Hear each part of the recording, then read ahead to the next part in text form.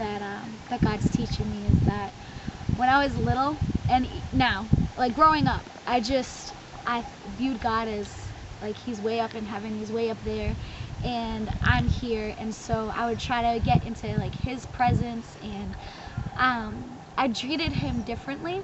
It's like a social thing, you know, like you wouldn't act yourself and comfortable and real around a stranger or your boss. Like you act like a certain way, and then you act a certain way around certain people that you're comfortable with, like a husband or a wife or a family member or a really close friend. You just wouldn't act the same around a boss or a stranger. You wouldn't be yourself. And so just what God was teaching me was that I was treating God like my boss or stranger.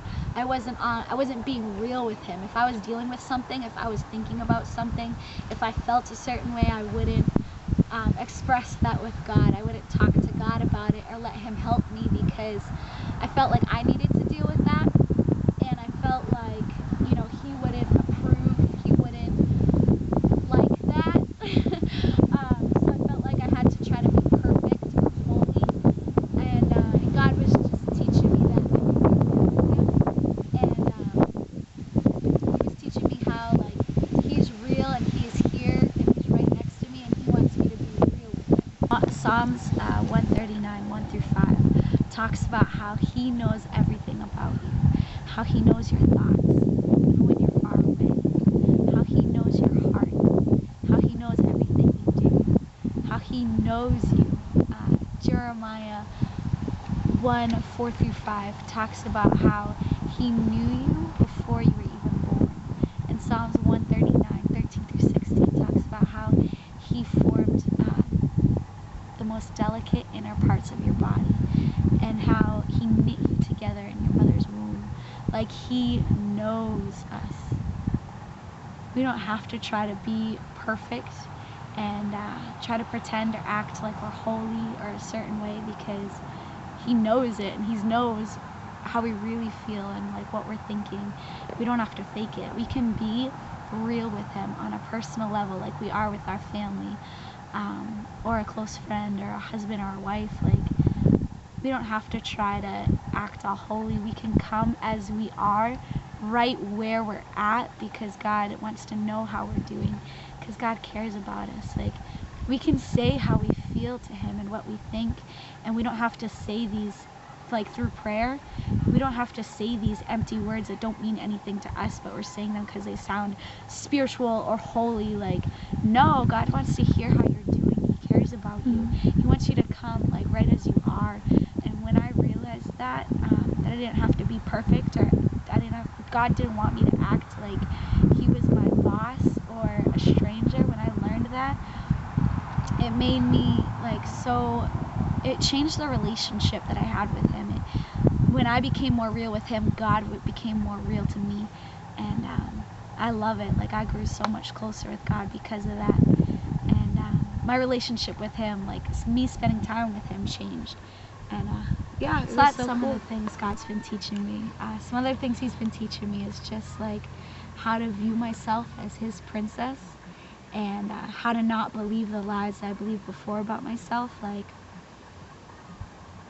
that God never wanted me, that he loves me and he'll tolerate me and my bad stuff, but he never wanted me, or that I'm not valuable to him. Lies like that I'm dirty and I'm far from him, I'm distant from him. But God says, no, those are lies. Let me tell you the truth. God wants me. He wants you. If he didn't want us, then he wouldn't have died for it. He died so that he can be close to us, so that he can have a relationship with us. He designed it so that he can live inside of us. If God didn't want that, then he wouldn't have died for it. If we weren't valuable to him, then he wouldn't have made such an effort to be close with us. Like he wants to be so close with us. He designed it so that nothing would ever separate us from him. We are not dirty. The dirt is like clothes. We're wearing the dirt, just like we're wearing the clothes. but the dirt and the clothes are separate from the person. It doesn't identify us or change who we are. It's something we're wearing. And just like we can remove the clothes, God can remove the dirt from us. Like, he separates the dirt from the person. And so even though we may feel dirty, like, God says that we are clean, that God has cleaned us when he died on the cross for us, and that we're not dirty anymore. We might be wearing the dirt, like we're wearing the clothes, but it's separate. And he has washed us clean, and nothing can separate us from him. He's also teaching me how to trust him, how to be vulnerable with him, how to let him love me, and how to love other people, and also just how to choose joy in times, like how to genuinely be joyful when circumstances are hard, and like when life is hard, just how to like have joy through it. And yeah, he's teaching me so much, but you could check it out on the videos that I'm making. It's gonna, like I said, it's gonna be like on my Facebook wall or YouTube. One of the things God's teaching me is how to get my priorities straight, and how to focus and get stuff done and do my responsibilities, get used to the schedule here. Another thing he's working on is he's healing me of being a workaholic. And believe it or not, this video was so much work. I spent over 17 hours on this video, but it's like I was trying to figure out what to say and how to say it, and just like you guys deserve a good video. I didn't want to just be like, oh, here's a camera and Sarah like say whatever like and ramble on. I wanted it to be good. Like, you guys, I really appreciate you. I really appreciate you guys supporting me. Like, I literally couldn't be here without you, and I appreciate you, so I wanted to get a good video. So anyway, I was a workaholic. I've been a workaholic since I was 13 years old, and because of that, I didn't really know how to relax.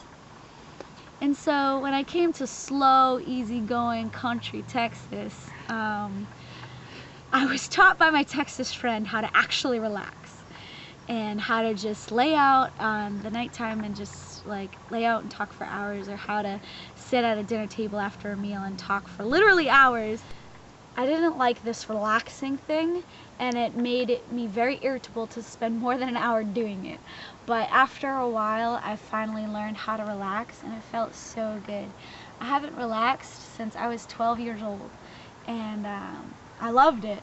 So I didn't want to do work, and I wasn't getting anything done. I wasn't doing any of my responsibilities, because every time I would go to pick up work, I would go right back into being a workaholic, and it scared me. But then God slowly started showing me what it meant to be a workaholic and why it was wrong, and he started healing me of it, and teaching me how to love, like how to use work as a tool to love, and how to add love to it and make my life not about work and not about being a workaholic, but about love. And so he's slowly healing me of being a workaholic. I have more of that on detail in my other video. That's one of the videos that I would check out. It's titled Why My First Video Was So Late. So that's my video. Thank you guys so much for taking the time out and watching it. And thank you guys for supporting me. I appreciate you. I hope everything's going good down in Mass. And yeah, thanks for your time. Bye, guys.